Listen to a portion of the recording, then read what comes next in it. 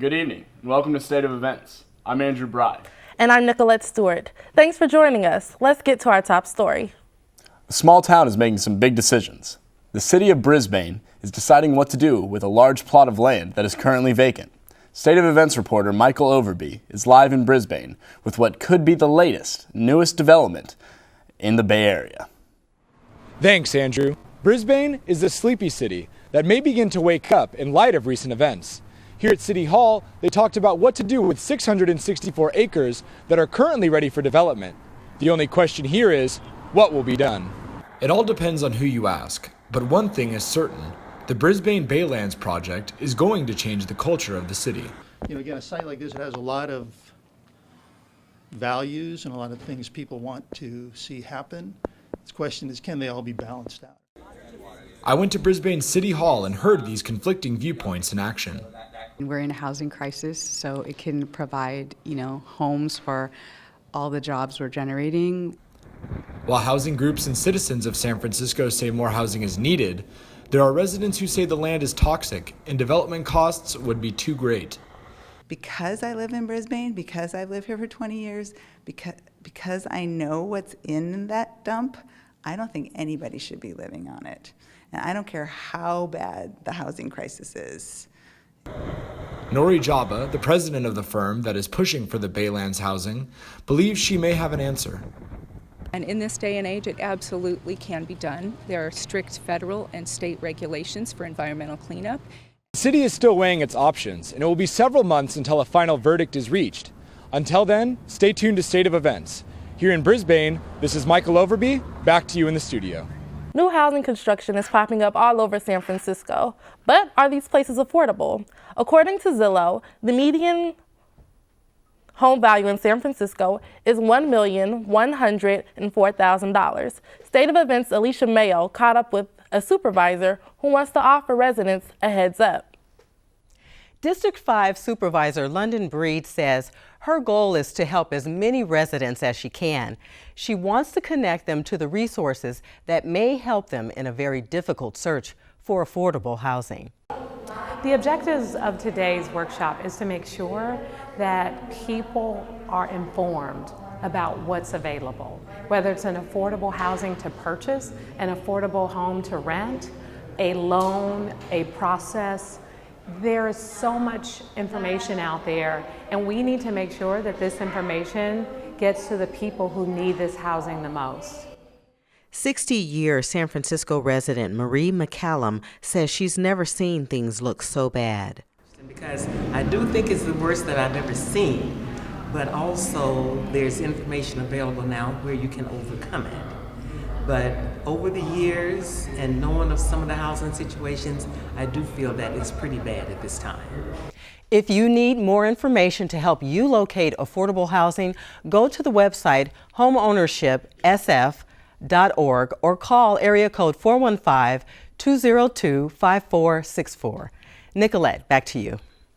San Francisco will be hosting a series of affordable housing workshops. They provide the first-time home buyers with the tools they need to buy a house. The workshops offer loan assistance programs, below market rate ownership opportunities. For more information on how to find these workshops, please visit the State of Events Facebook page. Airbnb is adopting new rules to fight discrimination by its hosts. The short-term rental app is moving quickly to ease the controversy. State of Events' Tessa Klinbell is live in this newsroom with more information on how they're doing that. First-hand accounts of discrimination from Airbnb guests have prompted a lawsuit. Many renters saying they've been denied a place to stay because of race. Airbnb has spread to more than 34,000 cities around the world. This online service allows you to list, find, or rent vacation homes. This increasingly popular app has many people ditching hotel rooms, but according to the New York Times, some are finding they simply can't find a place that will rent to them. For much of this year, Airbnb has been under fire over the ease at which hosts can reject potential renters based on race, age, gender, or other factors. Airbnb took its most forceful actions yet. A 32-page report that details its plans to fight discrimination. That includes reducing the amount of photographs as well as increasing the use of instant bookings. Airbnb released a statement saying bias and discrimination have no place on Airbnb and we have zero tolerance for them. An anonymous rental host on Airbnb says, "I don't think it will matter or make a difference what Airbnb does. People themselves need to make the change." Airbnb renter Stephanie Kanya is a little more optimistic. I hope there will be changes, yes. In addition, all rental hosts must sign a non-discrimination policy that takes effect November 1st. In the newsroom, I'm Tessa Kleinbell, State of Events. Back to you in the studio. A Richmond woman was sickened by eating dog food. This shocking story shed a light on malnutrition among elderly residents. State of Events' Abene Clayton has a live report on the efforts to feed senior citizens. The woman who ate the dog food suffered an intestinal infection and is in recovery. It emphasizes how hunger among seniors is an ongoing issue, especially during the holidays. The San Pablo Senior Center is doing their part to address that issue head-on. According to the city of San Pablo, seniors are almost 10% of the population. With most seniors unemployed, nutrition programs are the main source of food for many people. We serve on average on a day 70 to 85 people a day. Because of physical limitations, often don't cook for themselves anymore, and so they go hungry. And most of them live on Social Security, which we all know that that's not enough to live on anyways. Though the center is in San Pablo, it serves seniors from all over West County. And with holiday season approaching, it's all hands on deck. Many people whose meals, balanced meals, are only the one that they get during the lunch program here at the center. So that sometimes is the only one they eat. Yes, right now we are working on our annual Thanksgiving dinner, and that feeds more than 150 seniors who don't have families or pretty much are alone. Most city agencies close for 2 weeks during the holidays, but the Senior Center will only close for 3 days. To prepare for Thanksgiving, the center is seeking donations from local businesses. If you would like to help, you can check out the link on our State of Events Facebook page. In San Francisco, I'm Abene Clayton, State of Events. Andrew, back to you in the studio. I know, Nicolette, this is one of those feel-good stories. A San Francisco family is celebrating 58 years of history in the city by creating a mural in their own backyard. They want to honor the family's history of living and thriving in the city by the bay. State of Events' Alicia Mayo has their story. The Gilton family of San Francisco are celebrating 58 years of history in the city by creating a mural in their backyard to honor the family's history of living and thriving in the city by the bay. It was the grandmother who moved from Texas to San Francisco in the 1940s looking for a better life. She planted her roots in the Fillmore district where they continue to grow. We've been here for 58 years, and when we arrived, we were fortunate to be neighbors with Danny Glover, his family, and for some reason, those persons that were here with us were teachers, dentists, doctors. They were proud people. They loved their heritage. And we were able to speak of our history as Black people. Over the years, the percentage of African American families in San Francisco has been reduced to just 6% today. So while the Gilton family chooses to remember with a mural, wherever we are, my family likes to remember by flipping through old photographs and just spending time together, the old-fashioned way. In San Francisco, Alicia Mayo for State of Events. Up next, we have an update on the Loma fire. State of Events reporter Chloe Ortega has the latest. And commuters are already have cell phone service on BART. But what about Muni? We'll have an update when State of Events returns.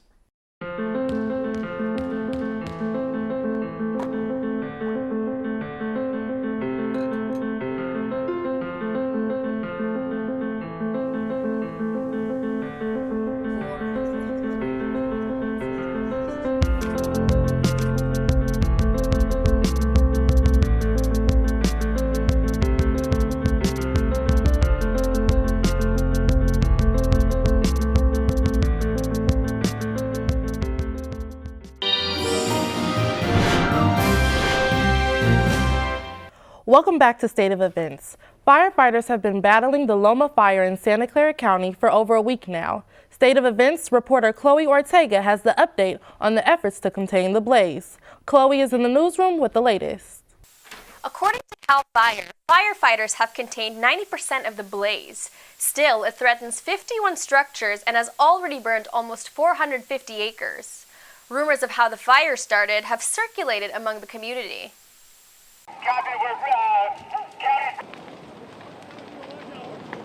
ABC 7's investigative unit alleges that the fire may have started in a pot farm. CAL FIRE spokesman Jay Smith talks to us about these allegations. The cause, anyways, is still under investigation. Something like that can take a very long time. It's a very time-consuming, sensitive process that they need to go step by step all the way through. KGO claims that investigators have zeroed in that property. A UPS employee captured the start of the fire in the pot farm. Noises of cracking are speculated to be from hash oil or an illegal meth lab. Those are all rumors and they're all speculation. Like I said, our investigators are out there. They're doing their investigation right now on the cause of the fire. Anything right now other than that would be speculation or would just be false news, and we don't want to put false, news out there to anybody. CAL FIRE is still investigating the cause of the blaze.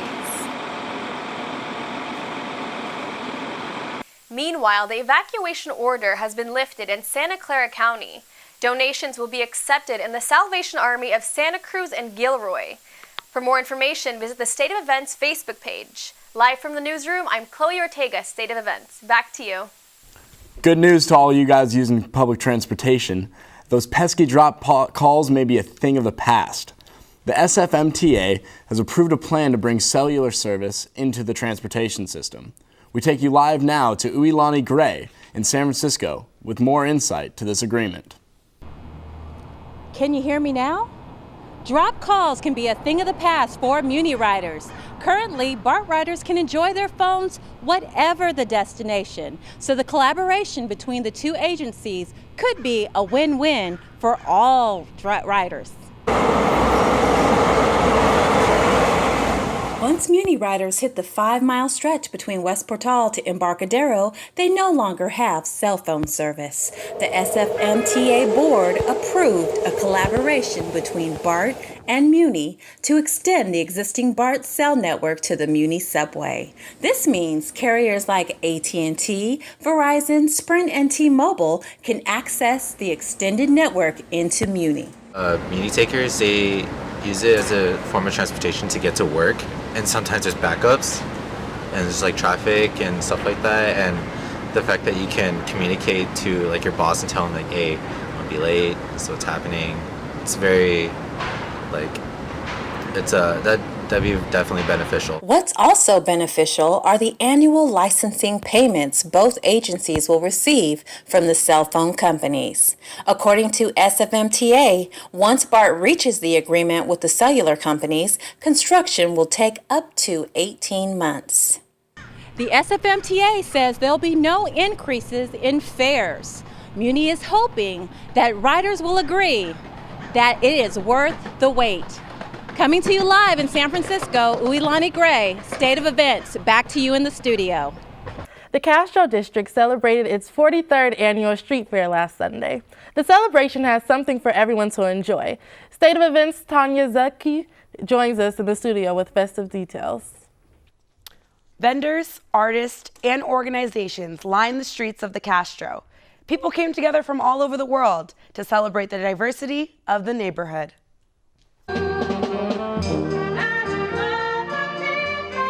The rainbow flag that flies above the main intersection is funded by the Castro Street Fair. The event raises around $40,000 each year to maintain the empowering community. Crowds gather to experience the love and welcoming environment. A couple from Texas, on their honeymoon, is overwhelmed by the acceptance and love they received in the Castro. I felt comfortable here. We've been very accepted by everyone, no matter who we talk to. We're looking to come back so we can drive Folsom out and then celebrate our anniversary. Harvey Milk founded the event in 1974. He believed that the American dream starts with a neighborhood. The Castro district has become the heart of the LGBT community and a place for freedom in America. The fair was full of positive energy and equality. The event is free, but organizers say they count on that $5 donation to keep the gates open and the tradition running. In the studio, Tanya Zelke, State of Events. Back to you, Andrew. In more transportation news, Measure RR is a controversial measure on the November ballot. The proposal aims to fund BART repairs. If approved, the measure will raise $3.5 billion in bonds. Voters in Alameda, Contra Costa, and San Francisco counties will be voting on the bond. After the break, the secret menu at In-N-Out is not enough for some people. Find out what their customers are demanding. And we'll explain how the California drought may be affecting some of your favorite beverages. More on that when we come back.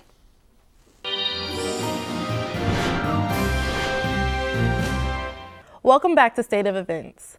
Vegans and vegetarians all along the West Coast want more at In-N-Out Burger. Nearly 40,000 people signed a petition for the restaurant to add a veggie burger to their menu. State of Events' Andriana Shepard takes us from the newsroom to In-N-Out to explain why. Vegans and vegetarians are saying they want more than just secret menu items. They want something with more substance, something beyond the grilled cheese or animal fries. They want something they can eat that will keep their integrity as people who do not eat meat. In-N-Out, that's what a hamburger is all about. And it's been that way since the first restaurant opened in 1948. But vegetarians and vegans are asking In-N-Out to be about a veggie patty. It would give more options to more people. With that assumption in mind, the Good Food Institute started a petition on change.org. It asks, if Chipotle, White Castle, and Burger King have veggie options, why not In-N-Out? Yes, 49, please! The petition reached its goal of 30,000 signatures. Plenty of vegans and vegetarians also left comments. Tori White from Arizona said they would love a plant-based patty on the menu, but not all vegetarians crave a plant-based patty. I'm not really a big fan of the veggie patties. I just still get the animal fries. And not everyone thinks In-N-Out should make a veggie burger. Rick C. from California asks if the patties would be cooked on the same grill as the beef ones. He also equated this petition to asking for a heater at a hockey game. Despite fans' push against the veggie patty, the petition is going to In-N-Out's president, Lindsay Snyder, for her consideration.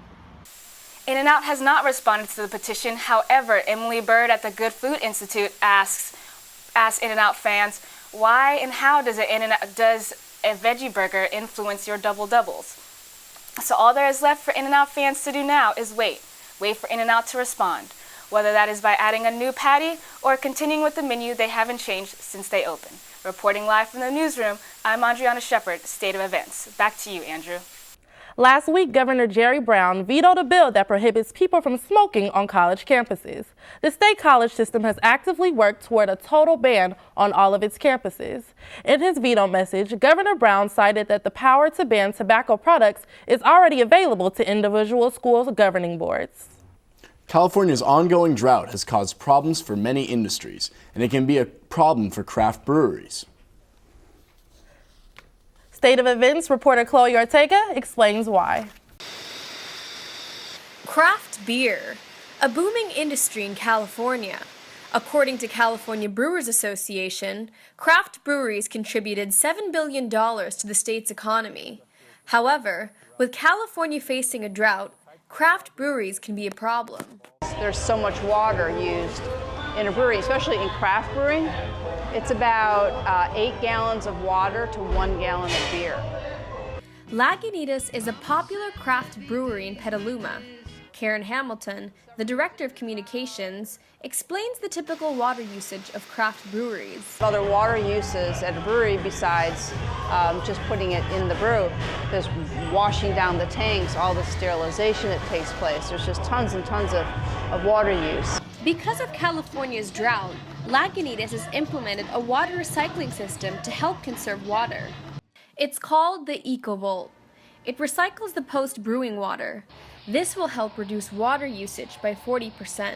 split because 40% is a great, huge reduction, but it's also bringing down our gallons of water per gallon of beer. So, you know, you're going from that 6 to 8 or 10 gallons of water to gallon of beer down to just, when it's fully running, just under 3 gallons of water to 1 gallon of beer. Lagunitas does not use the recycled water for their beer. They use 100% Russian River water. Still, breweries are not required to have water recycling systems since they don't have water regulations. I think water regulations are very important for California and the western United States because we don't have much water. Zach Laufenberger is a professor in earth science from San Francisco State. He gives his professional opinion on water regulations. As the drought continues and the population expands and water becomes more expensive, then I think the law will follow suit to reduce water use, both in industry and in agriculture. From San Francisco, I'm Chloe Ortega, State of Events. Coming up in sports, Michelle Gong gives us the details on what the Giants have in their upcoming wild card game. And the Warriors preseason got off to a rocky start. Victor Anguiano has the latest when we return on State of Events. See you soon.